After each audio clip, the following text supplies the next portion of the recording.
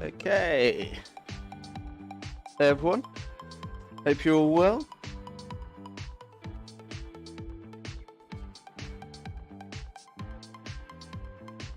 Always forget to get the RGT chat open. So good evening everyone, just under a minute before we get started. Welcome to this Monday assembly ride. We do these every week, and every week we get involved with a particular discussion topic. This week we're going to be talking rider profiling. Don't worry if you don't have a clue what that means, I will be properly explaining it, but it's just basically another method that you can use to inform kind of your training and discover what your strengths and weaknesses are. So anyone new to these sessions, we basically just ride a course on RGT pretty steadily. This week we're doing one of my favourite training rides near where I'm from. So you'll see on the Magic Road, it says Berkhamsted, which is where I'm from. I won't give you any more details than that. Massively overrating myself there, but here we go. So for anyone that is new to these sessions, my name is Rich. I'm the founder and head coach of RIAK Fitness. We're a coaching outfit looking after pretty much any kind of endurance athlete under the sun, or in this case, under the cloud if you're based in the UK. But yeah, in these rides, as I say, they're pretty chilled. We've got the rubber banding effect on to try and keep the group together. I'll poodle around at around 2 watts per kilo, maybe a bit harder if I get dropped, which often happens. But basically guys, yeah, just get whatever you want out of the session. There's a big discussion element to it. So please do feel free to interrupt and ask any questions at any point. There's various methods that you can do that with. So for the guys that are on Zoom, very easy. You can simply just unmute yourself, ask away, or you can use the Zoom chat feed. You can also use the RGT chat. I think I've got it working. I often have issues with the RGT chat. Sometimes I can't see it, and my actual RGT screen is too far away for me to see it properly. But I think I've got my RGT chat going on the remote, so you can hit me there. Or for anybody watching the live stream on the various social media channels, we are keeping abreast of the comments there. So if you have got questions, feel free to use the comment section on the live stream. So on Facebook, Twitter, YouTube, Twitch, and beyond that, I have no idea. No, I know nothing about social media, but I know there's various other platforms that we broadcast to. So yeah, so this course, we've got about, it's dropped down to about 30Ks, 27Ks now. So this is our local course. There's kind of only one sort of climb in it.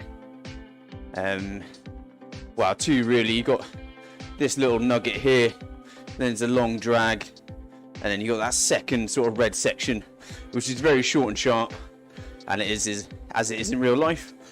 For anybody that's a bit of a Magic Roads connoisseur, I apologise in advance if this Magic Road is a bit glitchy. I don't profess to spend a huge amount of time checking the Magic Roads for kind of any nasty, harsh corners or what have you. I tend to put most of the emphasis on my preparation in terms of creating notes for the discussion that we're going to have.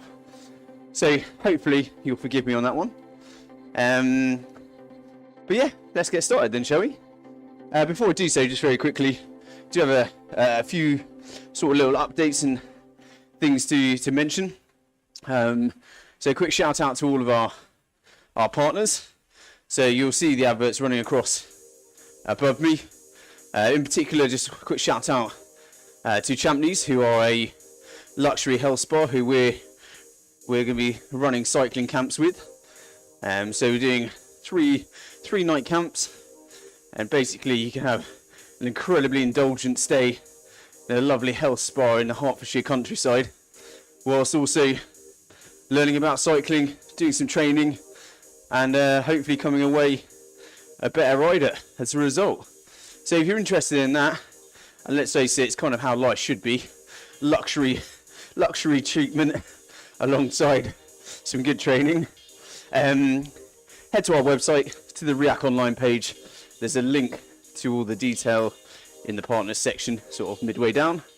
But yeah, that's my one kind of plug for the session. The rest of my plugs are going to be much less direct.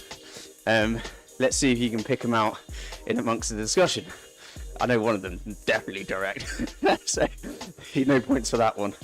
Anyway, hi Sylvan, just seeing you on the RGT. Good evening to everyone as well. So yeah, we're talking rider profiling today.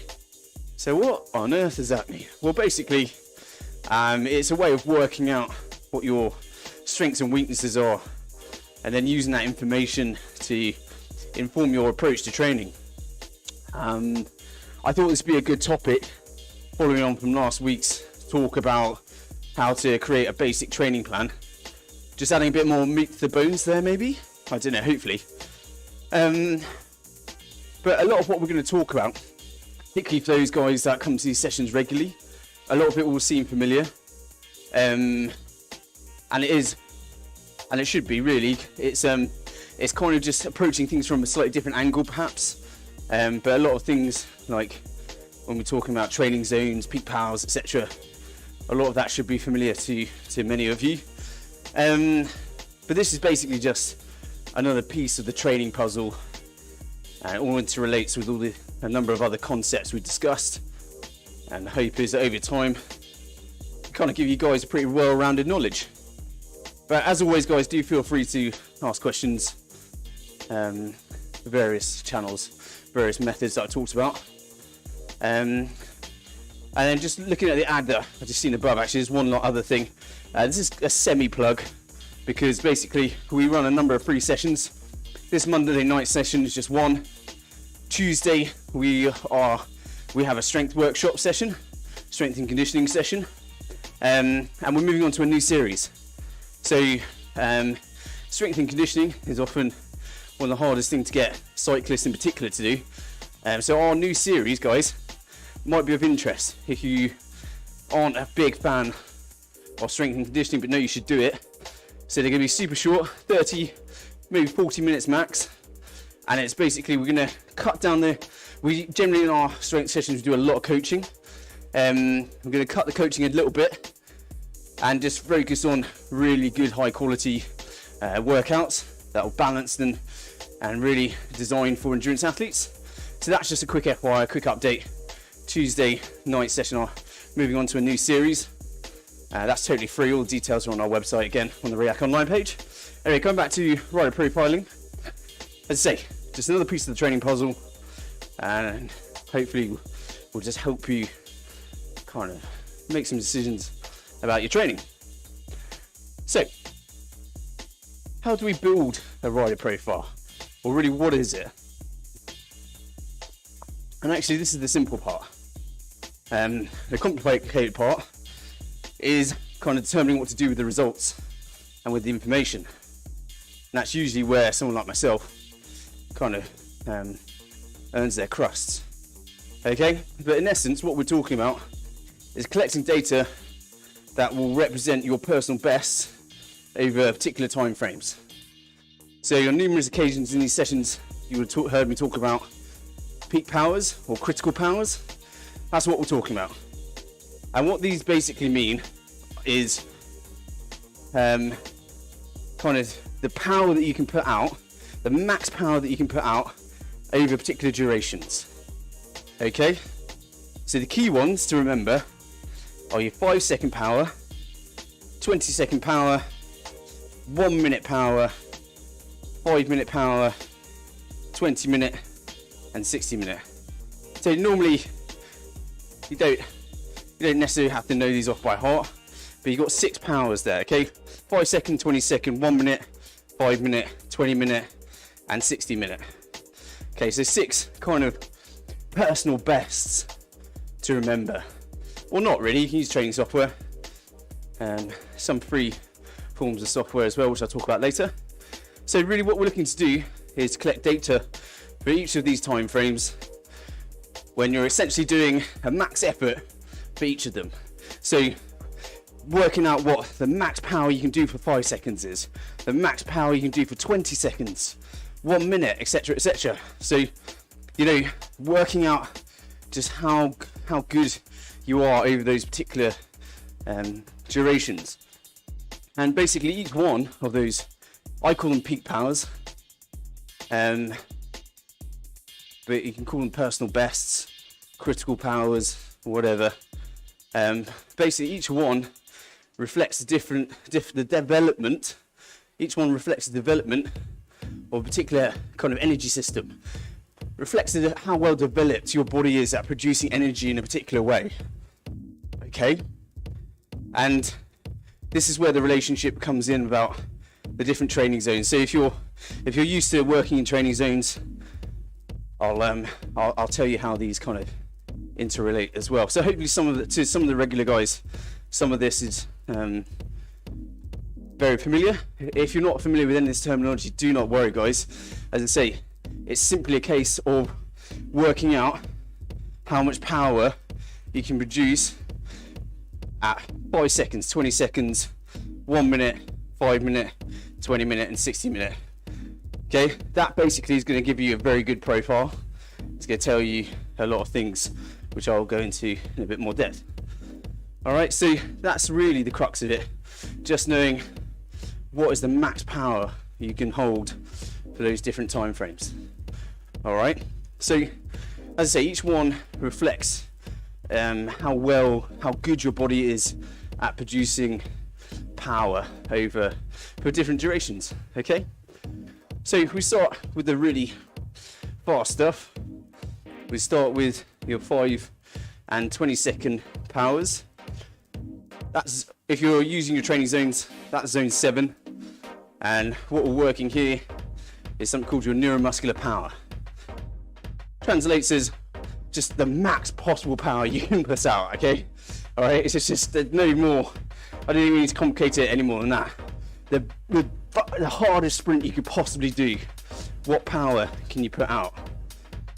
And these important sprint efforts will tell you a bit about your muscle makeup.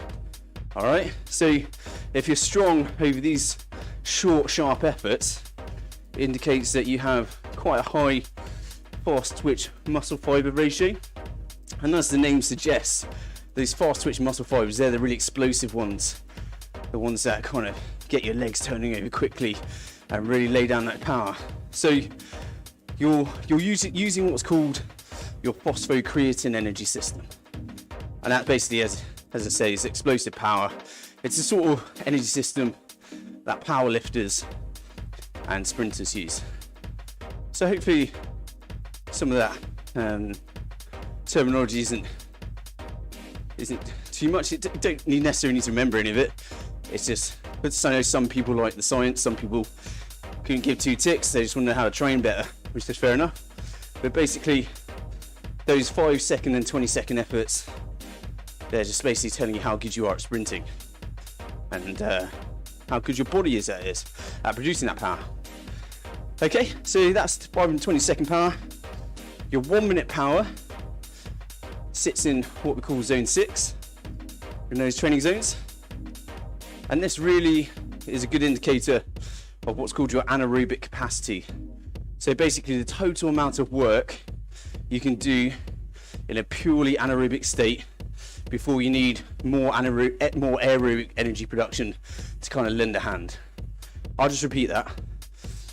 So your 1 minute power is a good indicator of what's called your anaerobic capacity. So your FTP is an indicator of your aerobic capacity. 1 minute power, your anaerobic capacity. All right. So the amount of work you can do in a purely anaerobic state before you start to kind of fail a little bit and use more and more oxygen and more aerobic energy production to help out. Okay, so that's your 1 minute power. Basically full gas, 1 minute effort, and the sort of effort that you'd use to, I don't know, chase onto a wheel or to get over a short climb. So for instance, where we are as a group, you know, if you wanted to punch to the top of this climb, that's probably sort of type of 1 minute effort. Okay, not suggesting you do it, but that's the sort of effort you're talking about. Okay, so that's your 1 minute peak power. 5 minute peak power, that's going to what we call zone 5. Now that is illustrative of your VO2 max power. Okay, so your VO2 max, for anyone isn't aware, is basically the maximum volume of oxygen you can take in at any one point, or the maximum volume of oxygen that you can properly use. And once you go beyond your VO2 max, you're working predominantly anaerobically. Okay, so your 5 minute power that's a horrible one personally. It's when we tested it, for me that's the worst one. It's just being extremely uncomfortable for what is actually quite a long time, 5 minutes. But yeah, very important in terms of time trialing. And usually your VO2 max power, your 5 minute power, will develop at a similar rate to your FTP. The two are kind of intrinsically linked, really. Okay, so we've talked about your 5 second, your 20 second, your 1 minute, your 5 minute, and then that just leaves your 20 minute and 1 hour power. And this is where we're going into zone 4, which I think is probably familiar to most of you. It's where your FTP sits. Both your 20 minute and your 1 hour power are used to indicate your FTP, and that demonstrates how well developed your aerobic capacity is. So the ceiling at which you start to shift from working predominantly aerobically to more and more anaerobically. It's that tipping point that we love to try and stick a number on. Okay, we often use 20 minute power to work out our FTP, but really your FTP is meant to demonstrate your 60 minute power. That's why I've grouped them together and talked about them together. If you want to know more about FTP, guys, there is a good article on our website. We've also shared that with RGT, so it's in their blog as well. That goes into the ins and outs of FTP. For 1 hour effort, if you wanted to test that, you're probably looking at something like a 40 kilometer time trial, something thereabouts. So I'll just very quickly run through all that again, not on the same level, but what we're talking about really when we talk about rider profiling is working out what your personal best is over different durations. So 5 second, 20 second, 1 minute, 5 minute, 20 minute, and 60 minute. Okay, so what's your max power over those durations? And once you know those and how they kind of illustrate different energy systems that your body can utilize to produce power, you can see how tracking these numbers can be useful and can help you figure out what you're good at, which is what we're going to talk about next. But hopefully that was okay. Has anyone got any questions about that so far? So we're basically talking about your personal best power over different durations and how that kind of signals how good you are in terms of your ability to produce energy and power. I'll just pause quickly, mainly because I need a drink. But if anyone's got any questions, do feel free to hit the various channels. Just make sure I can see the Zoom chat.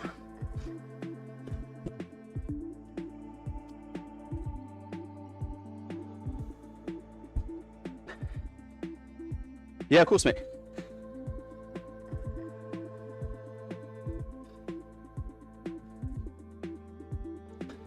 Great question. So the question from Mike was, how do we use these numbers to know if we're any good? Coming on to that, mate. Very good. At least shows that you're listening. But I will be talking about that. Actually, Mike, you just reminded me of something. So I think it was a couple of weeks ago we were talking about, we were doing the hill rep session and we were talking about how to work out how much recovery, I think it was, Oh no, sorry. Yeah, absolutely. Yeah, so we were talking about an exhaustion protocol for when you're doing hill reps. I have actually now put up a chart on our website which should hopefully help with that. Okay, so just FYI, if you guys don't have a clue what I'm talking about, go back to the hill rep session we did a couple of weeks ago and you'll remember that chat. But basically that chat was about how many reps to do before you call it a day. And there's now a chart on our website which deals with it in terms of duration. So how long the reps take you and what percentage drop off before you call it a day. So yeah, that's just an FYI. Back to the discussion. I'll just pause again in case there's any other questions about rider profiling. I will talk about how you test them and how you then build your own profile and work out what you need to do. But before I go into that, if no one's got any other questions, I'll just pause.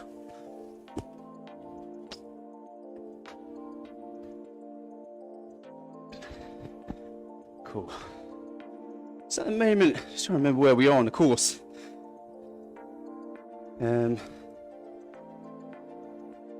So we've gone up that hill, we're going to drop down. Yeah, so we've got this section that we're on now, up from, I think it's a section from Nettledon to a place called Little Gadsden. If you've got the wind in the wrong direction, this is hell. So I actually did the local half marathon a few weeks back, and we had a headwind whilst we were running up this section, and I basically just found a big bloke to run behind. He was less than happy about it, but they were so big. Yeah, tall blokes always love to talk about how tall they are, not so much in the half marathon when you're drafting them. I'm a little short ass, so I don't care. Anyway, moving on. So talked about rider profiling, those 6 key power durations. What do we do with it? Or how do we figure out those numbers? How do we get that useful information? Well, there's various different ways you can test for them. Or maybe test isn't the right word, because that automatically strikes fear into the hearts of every cyclist. Or like what sort of sessions do you have to do to be able to kind of keep this data coming in? Well, various ways. Probably the most fun is to race.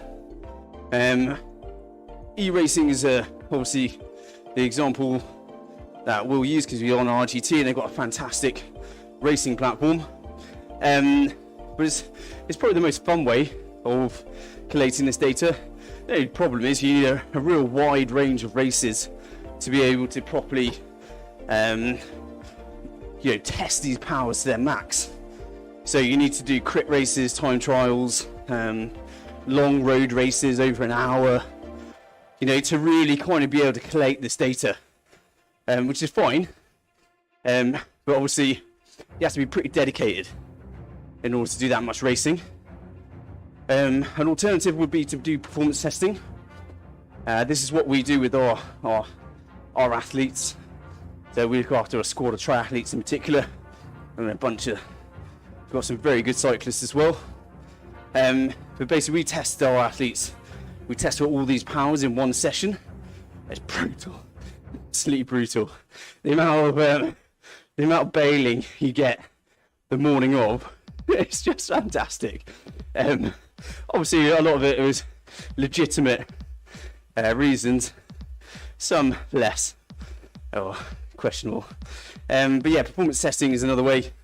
And then finally, a slightly more fun way is just simply doing sessions where you include kind of efforts where you're specifically just doing sort of 1 minute, 5 minute, whatever effort, just full gas, and just throwing it into a normal session, or specifically doing a session that includes that sort of effort.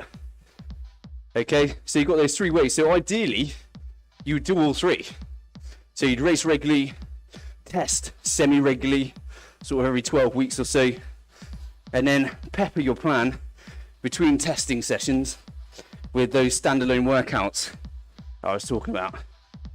And if you're not a super serious rider and you just kind of want to get better across the board, that's actually a pretty good basis for a training plan around that sort of 12-week rotation between testing sessions. You know, racing and peppering with efforts. You'll get a lot of good information, and you'll be able to kind of build yourself around that development. So that in itself is perhaps quite a decent framework for a good training plan, if you don't have a particular event you're training for, that is. Okay, and the question on all your lips, I know, is, oh, Rich, does RIAK do a training plan that will fulfill all my needs in this sense? And I'm happy to report the answer is yes. If you go to our website, to the on-demand training plan section, we do a 6-week cyclist review, which would help you collect all this data. Okay, so that was the direct plug that I teed you up for earlier. Good luck spotting your less direct plugs. So yeah, go.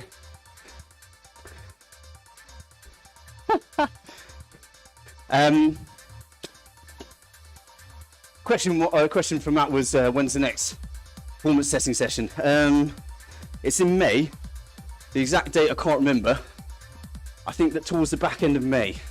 So you've probably got about just over a month to get yourself ready for it. So if anybody is interested in joining our full performance testing sessions, drop me a line and we'll get you set up. It's something you generally do for our athletes and basically anyone else that wants to join. So yeah, you can get involved, guys. But yes, as Matt suggests, he might live to regret asking that question. It's a brutal session. I do it myself, so it's not as if I'm just sadistic. Right then, so let's carry on our chat about rider profiling, shall we? So we talked about how you can test for it. Keeping track of it, keeping track of your personal bests is actually super easy. There's various kind of platforms you can use. Training Peaks is the obvious one. That's who we use. Golden Tutor is a free one I talked about on a number of occasions. You can use Strava as well. And I'll talk to you, it's not as easy on Strava, but I'll talk to you about how you can use Strava. But then, okay, so we're collecting all this data. We're doing these sessions, doing testing.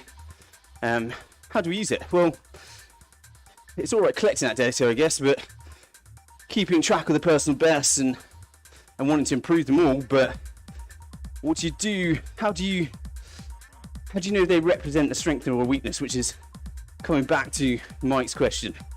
And that is where the rider profile comes in itself. And essentially what it is, what a rider profile is ranking you in comparison to other riders, from world class down to, you know, the most kind of hobbyist of hobby cyclists. And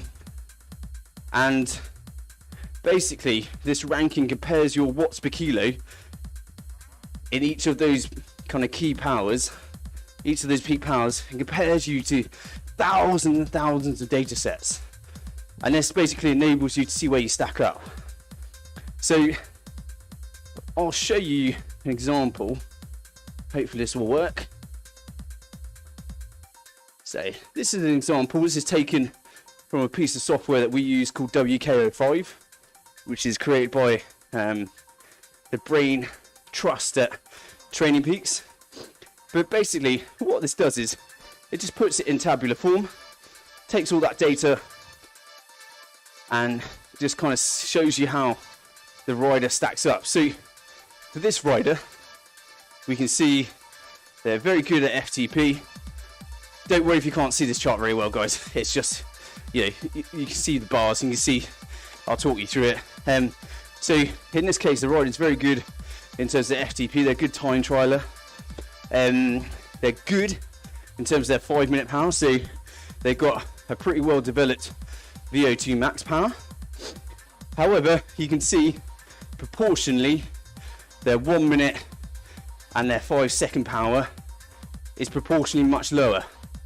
Okay, they're only ranked as fair or just about fair / novice on the 5 second power. So this is a really quick and easy way of seeing how you stack up and what you might want to work on if you're wanting to be a balanced rider.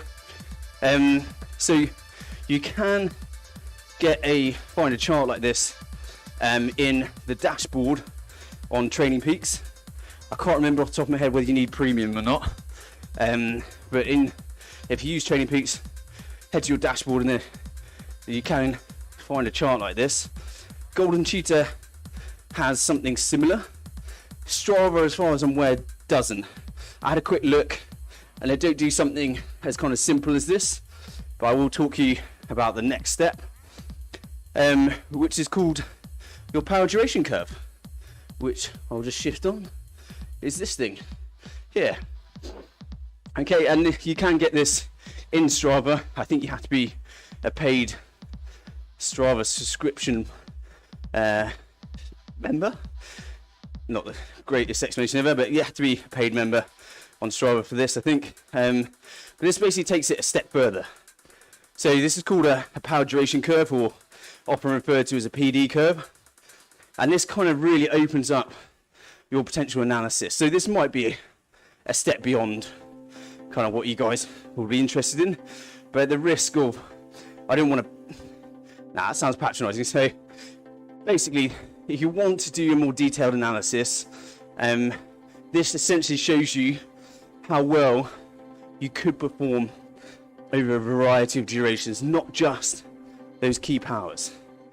So it basically uses your data and you set it for a specific period. On this chart here, it's set for the last 90 days. And it just pulls in your training data over the last 90 days and essentially kind of extrapolates and produces that red line, which indicates the sort of power that you can put out over different durations. Okay, so basically you can use it as kind of often you use it as if you're doing a time trial, you can use it as a gauge for that, or a triathlon. You know, the triathlon will roughly take me about half an hour. You know, what does this suggest I could hold for half an hour? And obviously in the triathlon, you then want to take a little bit off because you then got to run. But that red line basically is a prediction, but it's based on your own data. So the more data going in, and the better the quality of the data, the more reliable that red line is going to be. And then,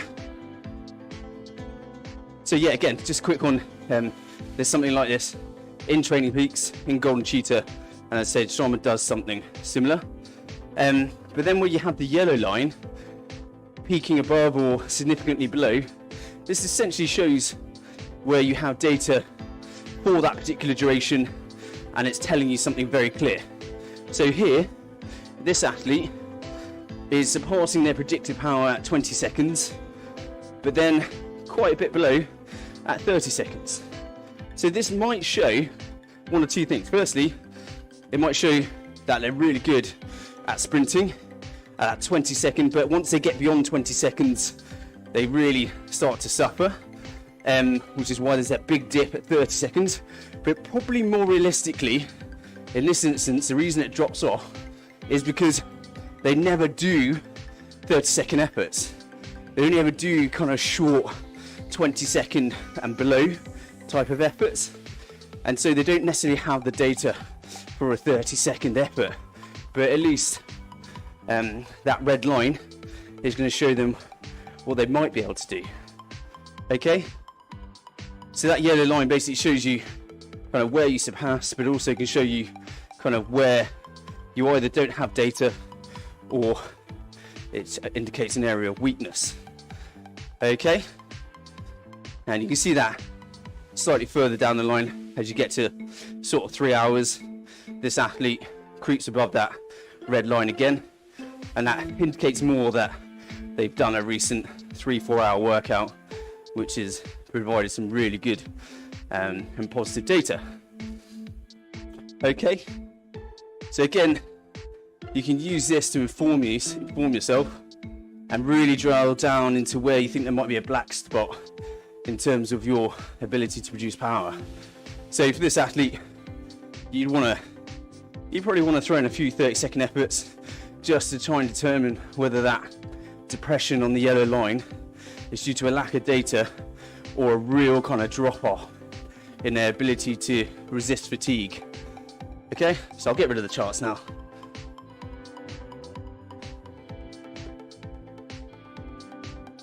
Yeah.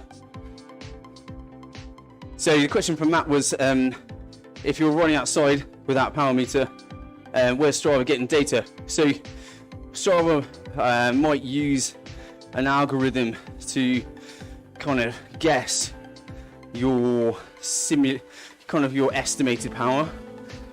Yeah, it's not super reliable. I personally don't take much notice of it. I know it's probably more reliable than I give it credit for, but really, if an athlete doesn't have power data, I'd look at other stuff. So I'd look at their heart rate, cadence, other stuff basically, because I think simulated power data, where there's no kind of underlying basis for it, it's not super useful. You're having to fill too many gaps in with a formula. I don't know. It's a question where they get the data from. Imagine it's pretty much a similar way to creating the power profile.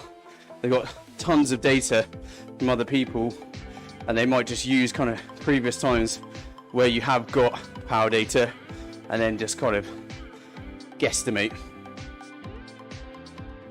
Maybe if anyone knows a better answer to that, I'd be very interested to know if they know more about Strava's kind of what do you call it? I think it's called virtual power. I can't remember. Yeah, if anyone knows, I'd be very interested.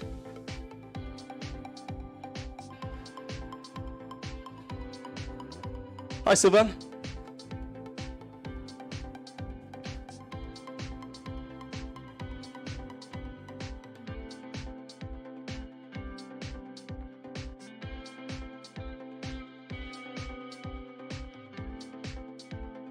Yeah.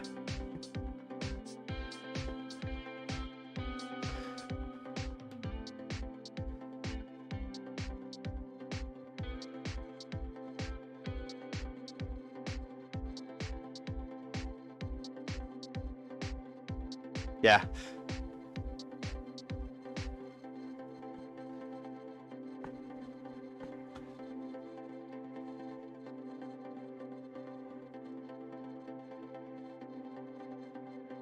Yeah, so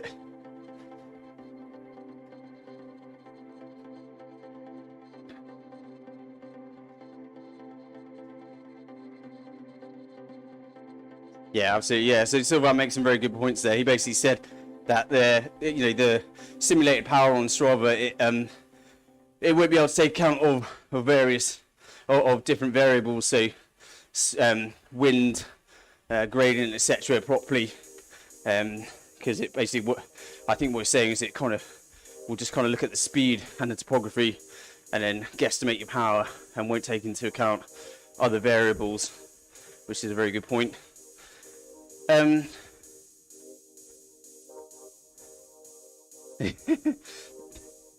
Yeah.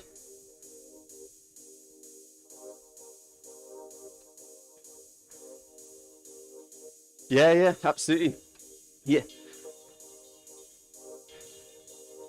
Yeah, absolutely. Yeah, so rolling resistance, power loss through the drivetrain inefficiency, that accounts for, I think, somewhere near about 4% of power loss. So, yeah, there's various different things. So yeah, basically, long story short, it's best to, if you can, to try and collect power data, but obviously not always an option for people when off the turbo.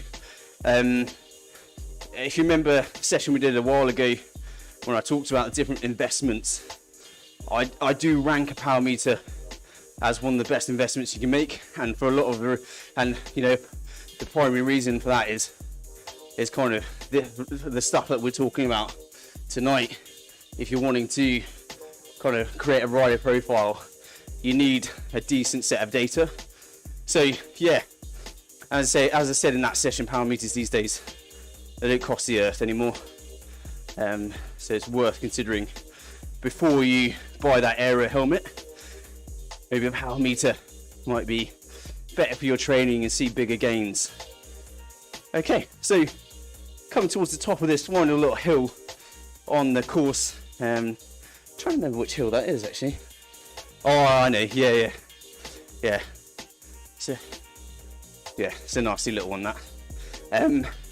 So guys, coming on probably to the most important part of the discussion, the point you probably really want to know about, and that's how to use this information to focus your training. And I'm afraid this is the bit where it gets tricky and where people like myself earn their money, because blending the training so that you can address areas of weakness whilst maintaining or developing known strengths is a real balancing act. Okay, there's a lot of different variables that go into it, and that's pretty much, I'd say, kind of like where most of my brain power goes when I'm building a training plan. It's just, how do all these different variables interrelate? Which are the priority? Which do I have to, due to necessity, kind of leave by the wayside because their overarching goal means I have to make certain decisions. So, as an illustration of my point, 20-second power is still important to an Ironman athlete, but ultimately, and this is because ultimately if their top end power, their max power is high, it means that if that's backed up by a big endurance base, they'll have a good FTP, and that FTP will naturally be higher. However, if wanting to improve their 20-second power obviously isn't going to be their main priority, because it could be to the detriment of their endurance training if they do a lot of it, because the higher power, the more fatigue you accrue, and you need more recovery. And so if they're doing a lot of high volume training, they can't afford to kind of need that extra recovery from doing super high intensity work. And of course it does depend on what training phase they're in as well. You're probably not going to want to do too much of that, as I say, when you're in a high volume phase. But probably a more useful illustration, and one I see fairly often, is that you might have an athlete where they do a lot of high intensity training and they're really, really strong, but that isn't necessarily reflected in their FTP. And that's because their endurance training hasn't perhaps received the requisite level of intention. Now when you've got an athlete like that who's so I'm just laughing at the course, which has gone a bit crazy and now has frozen for me by the looks of things. Just give me 2 seconds, guys. Let's see if I can save that. Looks like it's frozen for me.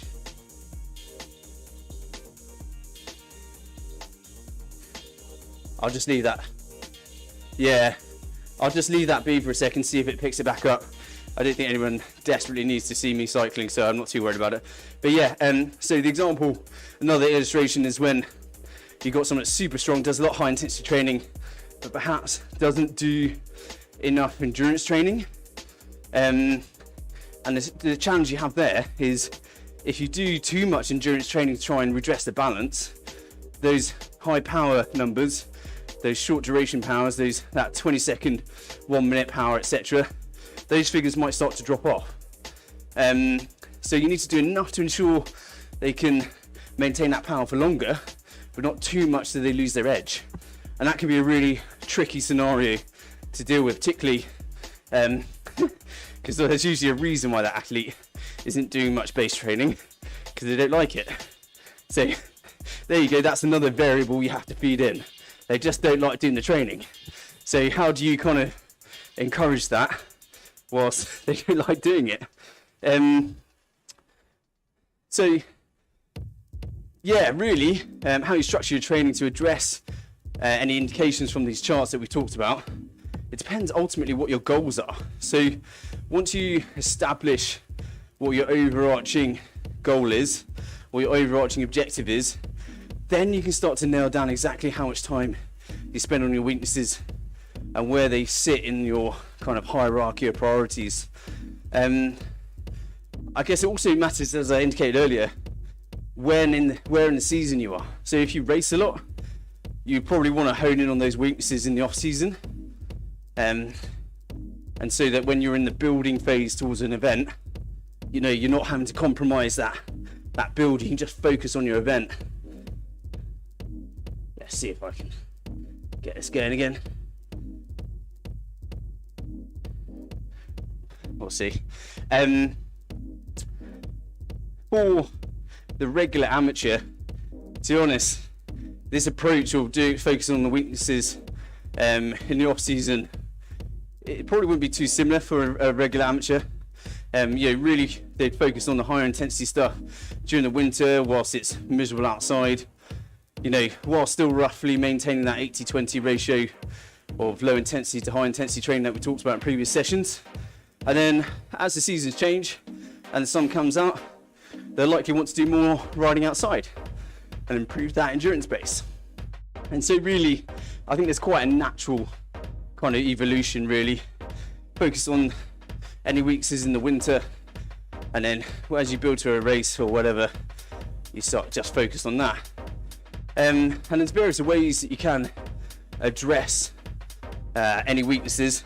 It doesn't have to be pure sessions focused purely on those sessions. It doesn't have to be sessions focused purely on that weakness. We talked before about a method whereby you can simply pepper endurance rides with a handful of efforts, just 1, 2, maybe 3 efforts, depending on how long they are. Not enough to overly fatigue you, but enough to kind of stimulate a bit of development until you do have an opportunity to kind of do sessions to really focus in on that weakness. So that really is just one method. We've also talked about doing the racing standalone sessions and testing as well, to kind of keep you in the loop as to how you're getting on there. Right, just gonna have a little pause a second, guys. Just gonna see if I can rescue RGT. Hasn't done this to me in a long time, actually, so fair enough. So at the moment, I have no clue where everyone has gotten to. Let's do the old, yeah, I think you're right, Mike. Yeah, I think you're right. It seems to have disliked that U-turn and got a bit confused. As I said at the start, guys, I make no apologies for how rubbish the Magic Road is. I spent more time trying to put my notes together than focusing on the Magic Road. Yes, I would like to resume where I was. Okay. Yeah, of course, go ahead.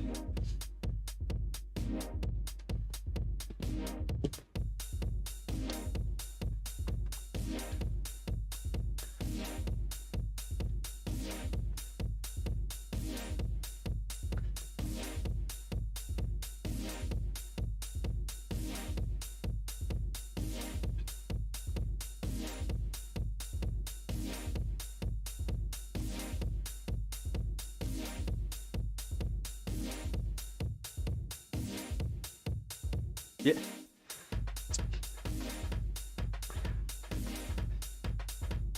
Yeah, sure. So the question from Sylvain was, he's got a long ride. Oh, back on RGT. There we go. Got a long ride to do with some mates. Fair bit longer than he's used to, perhaps. I think he was suggesting.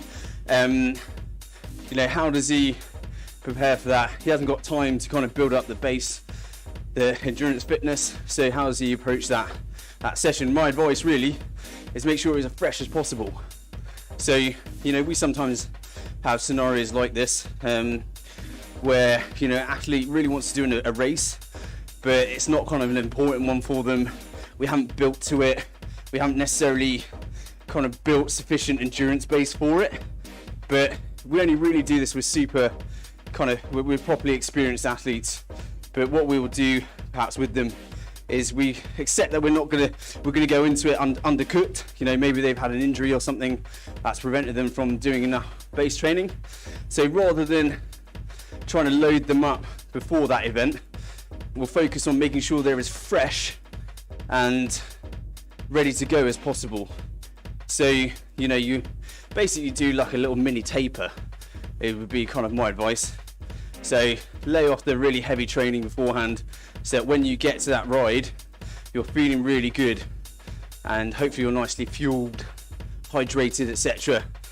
So yeah, just take the recovery and the fueling and hydration really seriously in the lead up, and then hopefully you'll have more gas in the tank, albeit maybe not the kind of level of fitness that you want, but at least you'll be able to hopefully, you won't be dragged down by fatigue.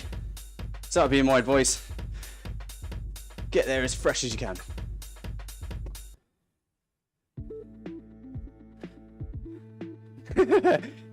Yeah, you're just using that as an excuse not to do Wednesday session, weren't you, really? Yeah, I think, lay off the super intense workouts and just keep yourself ticking over and nice and recovered before you do it.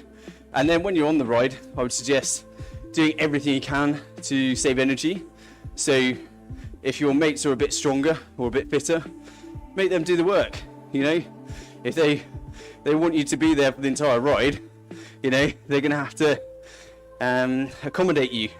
So, you know, sit on the wheel, make them push through the wind, and don't be afraid. I think one of the problems also, even if you're very well informed, you've got a power meter, etc., I think one of the hardest things is when you're on a group ride like that, is to tell people to ease off. But if you know your training zones, if you know kind of what your zone 2 power is like, then make sure you're sitting at that. And if you're working too hard, tell them to ease off. You know, they're not going to really lose anything by easing off a bit, and it's just going to make life a hell of a lot more enjoyable for you. Which is not always the easiest conversation to have, but if they're good mates, they'll want you there.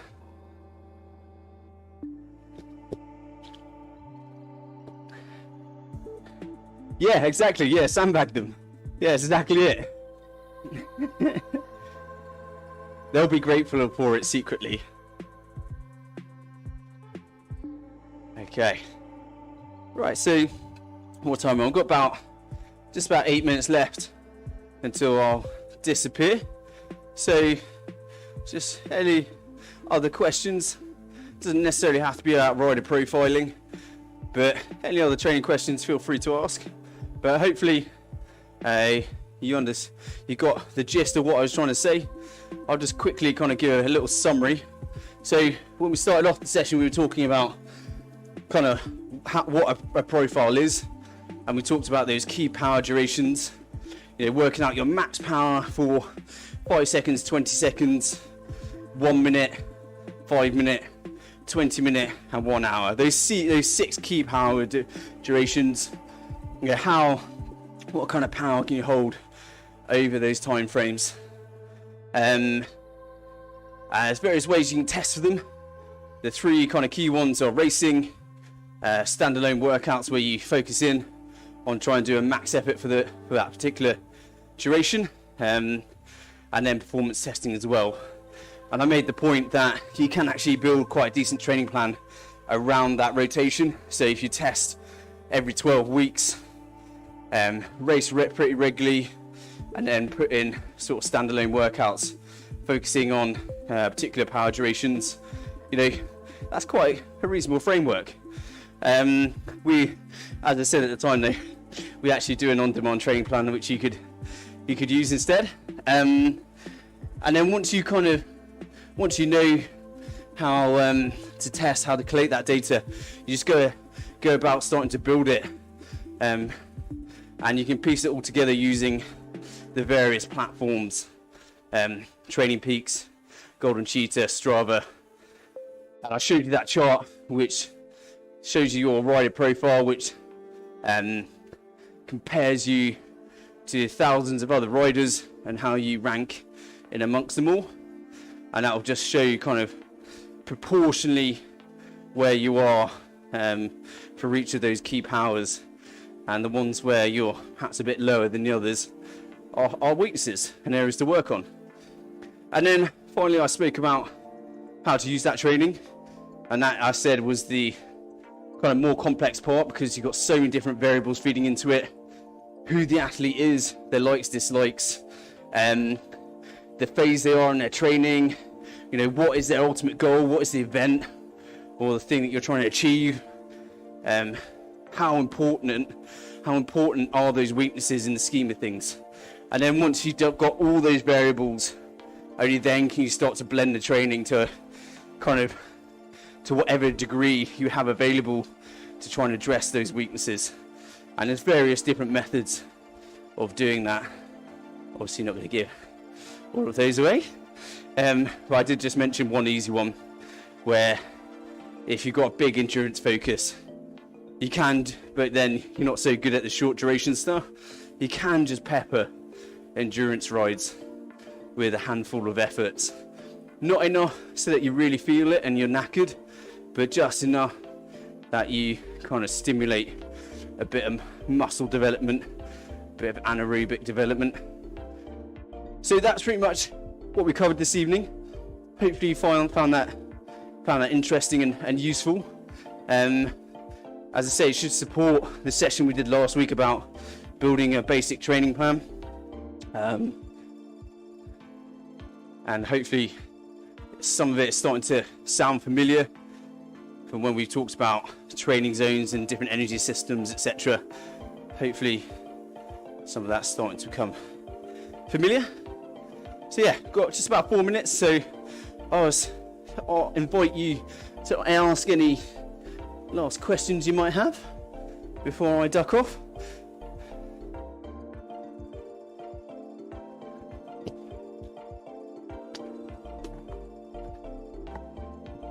Yeah, of course.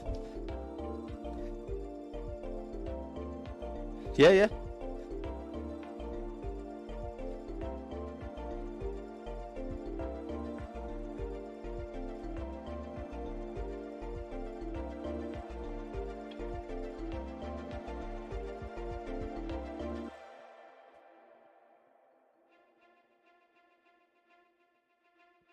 Sorry, mate, I just lost you a bit there. Do you mind just repeating the very end of what you were saying?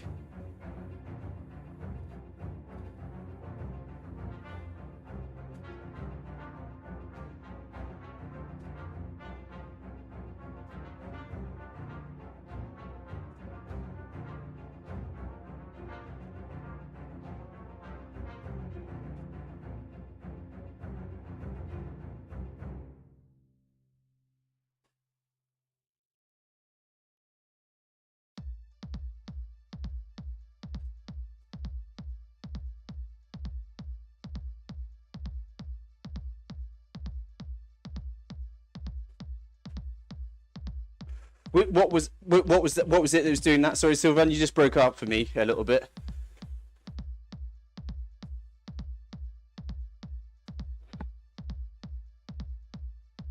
Okay, intervals.icu. So what Sylvan was saying there was there's a useful platform called intervals.icu, and he was saying that he personally doesn't use some of the paid for platforms. I think ultimately what it comes down to is kind of how invested you are in this stuff. I suppose, and I'm incredibly biased in this, of course, but you know, if you're willing to pay for a training platform to kind of analyze all this data and keep track of it, you know, you might want to consider kind of investing in a coach or a really well-tailored training plan, because yeah, you know, there's an argument that you might be spending a similar amount of money but getting a lot more support. But I'm obviously biased in that one, but sorry, Sylvan, if I didn't properly kind of relate your point. I don't know whether it was me. Our signal went down a little bit. I don't know, but I couldn't hear a fair amount of what you were saying. I'm sorry. So apologies if I didn't properly relate what you were saying. Okay, great.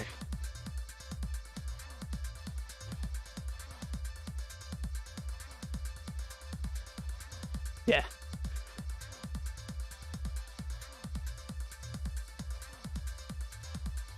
Yeah, it really comes down to kind of what you're willing to spend money on, really, and how invested you are in all this. Yeah, totally agree. Yeah, nice one, Sylvan. Thanks for that. Okay, is there anyone other questions? Anyone want to ask anything else? So, as always, guys, if you've got questions after the event, do feel free to drop us an email or drop us a line on social media. We get quite a lot of questions after the event. I'm always very happy to answer them. And we won't always send you links to our coaching page or something. We do actually give advice out as well. Some of the guys that are on here tonight have emailed us separately, and hopefully we've answered their questions. But yeah, unless anyone's got anything else they want to ask, I will take my leave. Just a couple of minutes. If you've not finished, guys, feel free to stay as long as you want on the course. I've got just under 3Ks left. But yeah, hopefully you enjoyed that, guys. I can't remember what route we're doing next week. We do tend to alternate between real world and magic roads, so hopefully we won't have any issues there again. There's always seems to be some sort of tech issue. Anyway, well, there you go then, guys. If you've got any last questions, just shout.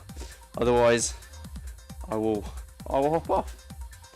But thanks for cheers. Thanks, Matt. Thanks very much for your company, everyone, and thanks very much for your questions.